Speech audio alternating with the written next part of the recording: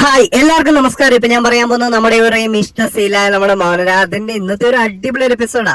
പ്രകാശിന് കിട്ടുന്ന ഒരു 8ന്റെ പണി എന്ന് പറഞ്ഞ ഒരു 18ന്റെ പണിയായി പോയി. പ്രകാശിനോട് അമ്മ പറയാണ്, നീ ഇവിടെ നിക്കണ്ട, നീ പൊയ്ക്കോ, എങ്ങോട്ടാന്ന് വെച്ചാൽ പൊയ്ക്കോ, നിനക്ക് ഇവിടെ ഇടവുമില്ല, ഇത് മനസമാധാനത്തോടു കൂടി ആളുകൾ ജീവിക്കുന്ന ഇടമാണ് എന്ന് പറയുകയാണ്. പ്രകാശ് അങ്ങനെ വിഷമിച്ച് അവിടെ നിന്ന് നടന്നു പോകുന്ന പ്രകാശിന്റെ മനസ്സിലേക്ക് കയറി വരുന്നത് സ്വന്തം മകൻ ജയിലിൽ വെച്ച് കിടന്ന് പറഞ്ഞ വാക്കുകളാണ്. നിങ്ങളുടെ പെൺമക്കളെ നിങ്ങൾ ഇനി എത്രമാത്രം വാഴ്ത്തിപ്പാടിയാലും അവളുമാരെ ഞാനിവിടെ നിന്ന് ഇറങ്ങുന്ന ദിവസം തല തല്ലി പൊട്ടിച്ചിരിക്കും എന്ന് തന്നെ പറയുന്ന നിമിഷം അവിടെ പ്രകാശിന്റെ തലയാണെങ്കിൽ പിളർന്നു പോകുന്ന ഒരു ഫീല് തോന്നുകയാണ്. താൻ ചെയ്തു കൂട്ടിയ പാപങ്ങളെല്ലാം പ്രകാശിനുള്ളിലേക്ക് വരുന്നതായിട്ട് പ്രകാശൻ ആലോചിക്കുകയാണ്. അങ്ങനെ ആലോചിച്ച് പ്രകാശൻ അവിടെ നിന്ന് നടന്നു നീങ്ങുന്നു. പ്രകാശം നീങ്ങുന്നത് നോക്കി അമ്മ അവിടെ നിന്ന് നോക്കി നിൽക്കുകയാണ്. തന്റെ മകന്റെ ജീവിതത്തിൽ ഒരിക്കലും ഒരു മാറ്റം ഉണ്ടാകില്ല എന്ന് ആ അമ്മ മനസ്സിൽ വിചാരിക്കുന്നു. എന്നാൽ കല്യാണിയല്ല സറിയുവാണെങ്കിൽ അവിടെ വീട്ടില് വളരെയേറെ ടെൻഷനില്ല. മനുവേട്ടനെങ്ങാനും വരുമ്പോ ഇനി തന്നോട് കൂടുതലായിട്ട് എന്തെങ്കിലും ചോദിക്കുമെന്ന് ഓർത്ത് പേടിച്ച് അപ്പോഴാണ് മനോഹർ അങ്ങോട്ട് വരുന്നത്. മനോഹർ അങ്ങോട്ട് കയറി ചെല്ലുന്നത് ആ ഒരു നിമിഷത്തില് അവിടെ സരയു ആണെങ്കിൽ ആ ഒരു കട്ടിലേൽ ഇങ്ങനെ ഇരിക്കുകയാണ്. ചെന്ന് കയറുന്നേ, സരയു ഞാൻ അമേരിക്കയ്ക്കുള്ള ആ ടിക്കറ്റ് ക്യാൻസൽ ചെയ്തു കേട്ടോ. എന്താ മനുവേട്ട, എന്താ പറഞ്ഞേ? അമേരിക്കയ്ക്ക് ഞാൻ എടുത്ത ആ ടിക്കറ്റ് ക്യാൻസൽ ചെയ്തെന്ന്. മനുവേട്ട എന്തിന്റെ ടിക്കറ്റ് ക്യാൻസൽ ചെയ്തേ? അതിന്റെ ആവശ്യമില്ലല്ലോ, കാരണം അമേരിക്കയ്ക്ക് പോകുവാണെങ്കിൽ ഒരാൾ പോയാൽ മതി, ഞാൻ മാത്രം, നീ അങ്ങോട്ട് വരേണ്ട കാര്യമില്ല. എന്താ മനുവേട്ട ഈ പറയുന്നേ? എന്തിനാ? അതെ, എനിക്ക് എന്നെ സംശയിക്കുന്ന ഒരു ഭാര്യനെ ആവശ്യമില്ല. ഞാൻ എവിടെ പോയാലും എന്റെ പിന്നാലെ വന്ന് അന്വേഷണം നടത്തുന്ന ഒരു ഭാര്യ ആവശ്യമില്ല. മനുവേട്ടൻ ഞാൻ ഇവിടെ നിന്ന് ഇറങ്ങിയപ്പോ തന്നെ എന്റെ തൊട്ട് പിന്നാലെ ഒരു കാർ എന്നെ ഫോളോ ചെയ്ത് വന്നു. ഞാൻ എവിടെയാ കയറുന്നതെന്ന് വെച്ചാൽ അന്വേഷിച്ചു പിടിച്ചു വന്നു. എന്റെ മീറ്റിംഗ് സ്ഥലത്ത് വന്ന് എന്നെ പറ്റി അന്വേഷിച്ചു. അവിടെ റിസപ്ഷൻ ഇരിക്കുന്ന പെണ്ണിനോട് കാര്യങ്ങൾ ചോദിച്ച് അതിലെ മൊത്തം അലഞ്ഞു തിരിഞ്ഞ് എന്നെ അന്വേഷിച്ച് നടന്നു. അവസാനം അവിടെ നിന്നും നീ തിരിച്ചു വന്നു.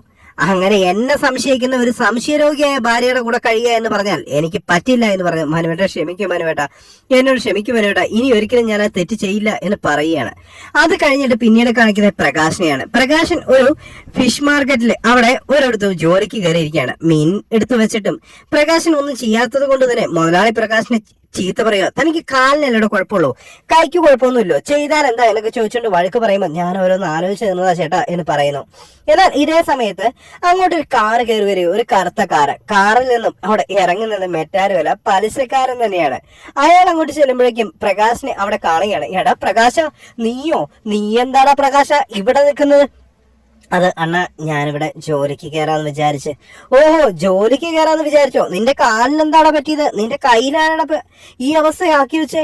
അതോ അതിന്റെ അമ്മ ഇവന്റെ കാല് തല്ലി ഓടിച്ചാന്ന് മുതലാളി പറയുന്നു. ഓ, അങ്ങനെ അവര് ചെയ്തോ? എന്തിനാണ് പ്രകാശം അങ്ങനെ ചെയ്തത്? എന്നാലും നീ ഇങ്ങനെ വല്ല കണ്ട ഫിഷ് മാർക്കറ്റിലൊന്നും നിൽക്കേണ്ട കാര്യമൊന്നുമില്ല. നിനക്ക് വല്ല പൈസയ്ക്കും കുറവുണ്ടോ പ്രകാശ? ഇന്ന പ്രകാശ ഇത് പിടി, ഈ പൈസ പിടി പ്രകാശ എന്ന് പറഞ്ഞു ഒരു പൊതിയും കൊടുക്കുകയാണ്. പ്രകാശൻ, എന്തിനാണ് ഇപ്പൊ ഇത്രയും പൈസ? അത് നീ പിടിച്ചോളാ, നിനക്ക് ആവശ്യം വരും, നീ ഇവിടെ നിൽക്കണ്ട, നീ ഇറങ്ങി വാന്ന്, നിനക്ക് ഞാൻ നല്ലൊരു തട്ടുകട ഇട്ട് തരണ, നീ പോയി നല്ലൊരു തട്ടുകട ഇട്ട് സുഖമായിട്ട് ജീവിക്കാൻ നോക്ക്, വെറുതെ ഇവിടെ നിന്ന് വെറുതെ ആ ജീവിതം കളയണ്ടെന്ന്. അണ്ണ ഞാനെന്നാ പോകുക. ആ പൊക്കോടാ, പട്ടിയുടെ വാല് എത്ര കൊല്ലം കുഴലിലിട്ടാലും നൂരില്ല എന്ന് ഓണർ പറയുന്നു. പ്രകാശ, നീ സൂക്ഷിച്ചു പോണേ, നിനക്ക് പൈസ ആവശ്യമുണ്ടേ, നീ എന്നെ വന്ന് കണ്ടാ മതിയില്ല എന്ന് പറയുന്നു. എന്നിട്ട് ഓണറോട് പറയാണ്, അത് താൻ ഈ മീൻ എന്നെ ഒന്ന് വെട്ടിവെച്ചേ, ഞാൻ കുറച്ചു നേരം കഴിയുമ്പോൾ വന്നെടുത്തോളാം എന്ന് തന്നെ പറഞ്ഞ് അവിടെ നിന്നും പോകുക തന്നെ ചെയ്യുന്നു. പിന്നീട് കാണിക്കുന്ന പ്രകാശൻ ഒരു ഹോട്ടലിൽ പോയിട്ട് പൊറോട്ട കഴിക്കുകയാണ്. പൊറോട്ട മാത്രമല്ല, നല്ല ചിക്കൻ കറിയും കാര്യങ്ങളും എല്ലാം കൂട്ടി കഴിക്കുന്നു. വെയിറ്റർ വരുമ്പോ, എടോ ഒരു പൊറോട്ടയും കൂടെയും കൂടി എനിക്ക് തരുമോ എന്ന് ചോദിക്കുകയാണ്. അതിന് ചേട്ടാ ഇപ്പൊ തരാം എന്ന് തന്നെ പറഞ്ഞ് പൊറോട്ട എടുത്ത് കൊടുക്കുന്നു. കുടിക്കാൻ എന്താ ഉള്ളേ? ജ്യൂസ് ഉണ്ട് ചേട്ടാ. എന്നാ ഒരു ജ്യൂസ് എടുത്തോ കേട്ടോ എന്ന് പറയുന്നു. ജ്യൂസും എടുത്ത് അവിടെ കഴിച്ചോണ്ടിരിക്കുന്ന സമയത്താണ് നമ്മുടെ കിരണിന്റെ കമ്പനിയിൽ ജോലി ചെയ്യുന്ന ഒരു മാനേജർ ചേട്ടനുണ്ടല്ലോ, എല്ലാ കാര്യത്തിനും, പുള്ളിയുടെ പേര് മനസ്സിൽ വരത്തില്ല കേട്ടോ. അതാ. അപ്പൊ പുള്ളി അങ്ങോട്ട് വരികയാണ്. ആ പ്രകാശ, നീയോ? ആ ഏട്ടാ, നിങ്ങൾ ഇവിടെ ഇരിക്കുവാണോ? ഇല്ല, ഞാൻ ഇവിടെ ഇരുന്നോളാം പ്രകാശ എന്ന് പറയുന്നു. അതെ ഏട്ടൻ എന്താ കഴിച്ചോ, ഇന്ന് എന്റെ വഴിയായിട്ട് ഞാൻ പൈസ കൊടുത്തോളാം. എന്താ പ്രകാശ, നീ നല്ല ഏതോ അമ്പലത്തിന്റെ വാതൊക്കെ ഇരുന്ന് തെണ്ടുന്നേ എന്ന് തോന്നുന്നു. അതെന്തേട്ടാ അങ്ങനെ പറഞ്ഞത്? അല്ല, ആവശ്യത്തിന് പൊറോട്ടയും ചിക്കനും ജ്യൂസും എല്ലാം കഴിക്കുന്നുണ്ടല്ലോ, അതെനിക്ക് കുറച്ച് പണം കയ്യിൽ കിട്ടി. അപ്പം അതുകൊണ്ട് അങ്ങനെ കിട്ടിയ പണമൊന്നും ഇങ്ങനെ ദൂർത്തടിച്ച് കളയണ്ട പ്രകാശ, ആവശ്യം വരും, ഭാവിയില് നല്ല ആവശ്യം വരും. അതുകൊണ്ട് പണമൊന്നും കളയാതിരിക്കാനായിട്ട് നീ സൂക്ഷിച്ചോ, അത് തന്നെയാ നല്ലത്. അത് കുഴപ്പമില്ല, എന്റെ കയ്യിൽ ഇച്ചിരി പണം ഇപ്പൊ കിട്ടിയേ. അപ്പൊ കിട്ടിയ പണം വെച്ചിട്ട് ഞാനൊരു തട്ടുകട ഇടാൻ നോക്കുക. അത് അപ്പം വേറെ കുഴപ്പമൊന്നുമില്ലല്ലോ, സ്വന്തമായിട്ടൊരു തട്ടുകട. എടാ പ്രകാശ, നിന്റെ ഇപ്പോഴത്തെ അവസ്ഥയിൽ ഈ കാലം വെച്ച് നിനക്ക് തട്ടുകട നടത്താൻ പറ്റില്ല. ഉള്ള പൈസ വെച്ച് നീ ലോട്ടറി വിൽപ്പനയ്ക്ക് ഇറങ്ങുന്നത് തന്നെയായിരിക്കും നല്ലത് എന്ന് പറയുന്നു. എന്തേട്ടാ അങ്ങനെ പറയുന്നത്? ഒന്നുമില്ല, ഞാൻ പറഞ്ഞു എന്നേ ഉള്ളൂ. അപ്പൊ വെയിറ്റർ വന്ന് ചോദിക്കാണ്, സാറിന് എന്താ കഴിക്കാൻ വേണ്ടേ? എനിക്ക് 2 കട്ട്ലൈറ്റും ഒരു ജ്യൂസ് കൊടുത്തോ എന്ന് പറയുകയാണ്.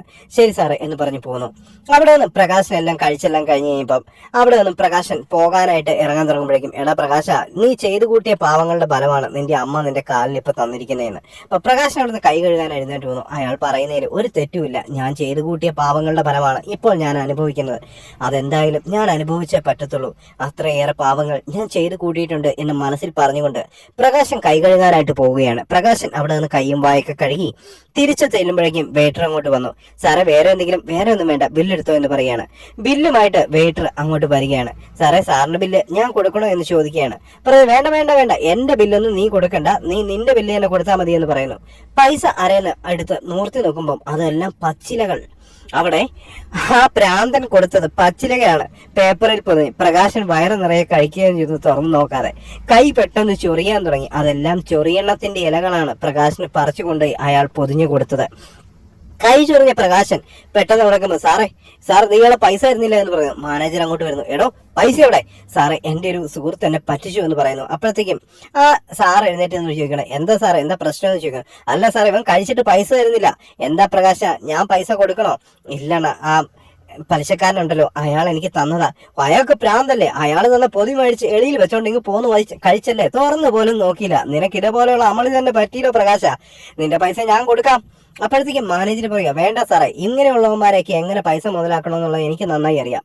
നീ ആ ചൊറിയണം എടുക്കടാ ചൊറിയണം എന്ന് പറയുന്നു. അപ്പോഴത്തേക്കും മാനേജർ സാർ പറയാണ്, അതെ ഇത് ഈവൻ പക്ക ഫ്രോഡാട്ടോ, ഇവനെ സൂക്ഷിച്ചാര് എന്ന് തന്നെ പറഞ്ഞ് അദ്ദേഹം അങ്ങ് പോവുകയും ചെയ്തു. അപ്പം ഹോട്ടലിലെ മാനേജർ പറയുന്നു, അതെ ഇവനെയും കൂട്ടിക്കൊണ്ട് അങ്ങ് പൊക്കോ. ഇവന്റെ കയ്യിൽ 350 രൂപയുടെ ഭക്ഷണത്തിന്റെ കാശല്ല, ഇവന്റെ കയ്യിൽ 450 മേടിച്ചിട്ടേ വിടുന്നുള്ളൂ എന്ന് തന്നെ പറഞ്ഞിട്ട് അടുക്കളയിലേക്ക് കൊണ്ടുപോകുക തന്നെ ചെയ്യാം. എടാ പ്രകാശ, നാണം കെട്ടവനെ, മര്യാദക്കെങ്കിലും ഇനി ഏതെങ്കിലും അമ്പലത്തിന്റെ തിണ്ണയിൽ പോയിരുന്ന് ജീവിക്കാൻ നോക്കടാ എന്ന് തന്നെ പറഞ്ഞ് അങ്ങ് പോവുകയാണ്.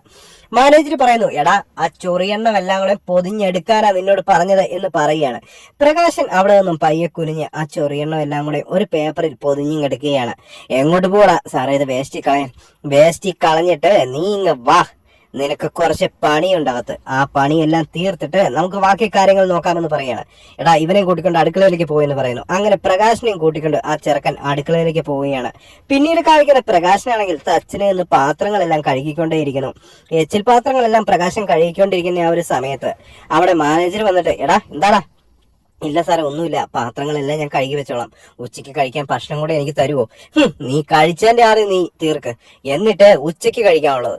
നിനക്കിനി ഒന്നും തരാനായിട്ടില്ല. കഴിച്ചതിന്റെ പൈസ ഇവിടെ കഴുകി തീർത്തിട്ട് എങ്ങോട്ടാന്ന് വെച്ചാൽ പോകാൻ നോക്ക്, അല്ലാതെ ഇവിടെ ഒന്നും നിരങ്ങാതെ. സാറേ എന്നെ പോലെയുള്ള പാവങ്ങളെയൊന്നും ഇങ്ങനെ ചെയ്യല്ല സാറേ, ഞാനൊരു പാവോ സാറേ, ഇങ്ങനെയൊന്നും ചെയ്യുന്ന ഒരാളല്ല സാറേ. നീയൊക്കെ ചെയ്ത് കൂട്ടിയത് ഞാനിപ്പോ കണ്ടല്ലോ. എന്നിട്ട് കൂടുതലൊന്നും ന്യായം പറയാനായിട്ട് നിൽക്കരുത്, ഒറ്റ കാലേ ഉള്ളൂ. എന്നാലും തെണ്ടിത്തിരിഞ്ഞ് വന്ന് ചിക്കനും പൊറോട്ടയും അവൻ കേറ്റുള്ളൂ. എന്നിട്ട് അവൻ ഇവിടെ വന്ന് ന്യായം പറയാനായിട്ട് നിൽക്കുന്നു. മര്യാദയ്ക്ക് കഴുകി വെച്ചിട്ട് വിട്ടു പോകാൻ നോക്കടാ. വൈകുന്നേരം വരെ ഒന്ന് കഴിയാ പോലും നീ തിന്നേന്റെ ആത്തിലിട എന്ന് തന്നെ പറഞ്ഞ് പ്രകാശിനെ അവിടുന്ന് ആട്ടുക തന്നെ ചെയ്യാണ്. പ്രകാശിനെ അവിടുന്ന് നിറഞ്ഞ വിഷമത്തോടു കൂടി തന്നെ ആ പാത്രങ്ങളെല്ലാം ഓരോന്നായിട്ട് എടുത്ത് കഴുകി വെക്കുകയാണ്. എന്നാൽ പിന്നീട് കാണിക്കുന്ന കിരണിനെയാണ്. കിരൺ വീട്ടിലിരുന്ന് ഒരു കോളും കഴിഞ്ഞിട്ട് ഭയങ്കരമായിട്ടിരുന്ന് ചിരിച്ചുകൊണ്ടേ ഇരിക്കുകയാണ്. ആ സമയത്താണ് കല്യാണി അമ്മയും കൂടെ അങ്ങോട്ട് വരുന്നത്. എന്താ കിരണേട്ട, എന്താ കാര്യം? വളരെയേറെ സന്തോഷത്തിലാണ് തോന്നുന്നല്ലോ. എന്താ സന്തോഷ വാർത്ത? ഞങ്ങളോടും പറയൂ. അതിനെന്താ കല്യാണി, പറയാലോ. ഒരാളെ ഹോട്ടലിൽ ചെന്നിട്ട് ഭക്ഷണം കഴിച്ചിട്ട് കാശില്ല, അയാളിപ്പോ അവിടെ പ്ലേറ്റും കഴിക്കൊണ്ടിരിക്കുകയും. ആര്? നിന്നെ മകളായിട്ട് കാണാത്ത നിന്റെ അച്ഛൻ തന്നെ, നീ തള്ളിക്കളഞ്ഞ നിന്റെ അച്ഛൻ തന്നെ എന്ന് പറയുമ്പം അവിടെ കല്യാണിയുടെ അമ്മ ചോദിക്കുക, അയാളെന്തിനാ ഹോട്ടലിൽ പോയി പാത്രം കഴുകുന്നേ? കാശില്ലല്ലോ. ഭ്രാന്തൻ ആ പലിശക്കാരനുണ്ടല്ലോ, അയാള് കുറച്ച് പൈസ കൊടുത്തു, അത് പൈസയാന്ന് കരുതി ഹോട്ടലിൽ കയറി വയറ് നിറച്ചു തിന്നു. തുറന്നു നോക്കിയപ്പോ ചൊറിയണം എന്ന് പറയുന്നു. ഇവരെല്ലാവരും ചിരിക്കുക തന്നെ ചെയ്യാണ്. അപ്പൊ കല്യാണിയുടെ മുഖത്ത് ഒരു പകുതി ചിരിയുള്ളൂ, സ്വന്തം അച്ഛനല്ലേ എന്നൊക്കെ പറഞ്ഞാലും. എന്നാലും ഇതെല്ലാം കേട്ട് അന്തം വിട്ടിട്ട്, അയ്യോ കഷ്ടം, അയാൾ ഭ്രാന്തനാണ് എന്നുള്ളത് ഇവിടെ എല്ലാവർക്കും അറിയാവുന്ന കാര്യം തന്നെയാ. ആ ഭ്രാന്തന്റെ കയ്യിൽ നിന്ന് ചൊറിയണം മേടിച്ച് ഹോട്ടലിൽ പോയി വയറ് നിറച്ച് കഴിച്ചിട്ട് പൈസ കൊടുക്കാതെ ഇരുന്നുകൊണ്ടാണ് അവിടെ നിന്നും ഇപ്പം അവിടെ നിർത്തി പാത്രം കഴുകട്ടെ, അങ്ങോട്ട് കഴുകി അയാളുടെ ജീവിതത്തിൽ ചെയ്യാൻ പറ്റുന്നത് അനുഭവിക്കാൻ പറ്റുന്നത് എല്ലാം അനുഭവിക്കട്ടെ. അത് തന്നെയാണ് നല്ലത്. അയാളെ പോലെയുള്ളവന്മാരൊക്കെ ഇങ്ങനെ തന്നെ ജീവിക്കണം, എന്നാലേ നന്നാവുള്ളൂ എന്ന് തന്നെ പറയുന്നിടത്ത് ശരിക്കും ഇന്നത്തെ എപ്പിസോഡ് ഇവിടെ അവസാനിക്കുകയും ചെയ്യാണ്. അപ്പൊ എല്ലാവർക്കും ഇന്നത്തെ എപ്പിസോഡ് ഇഷ്ടപ്പെട്ടു എന്ന് തന്നെ വിശ്വസിച്ചുകൊണ്ട് ഇന്നത്തെ എപ്പിസോഡിലൂടെ നമ്മൾ വൈൻഡ് അപ്പ് ചെയ്യാണ്. അപ്പോൾ thanks for watching my video. This is Sam signing out. Bye bye, Tata.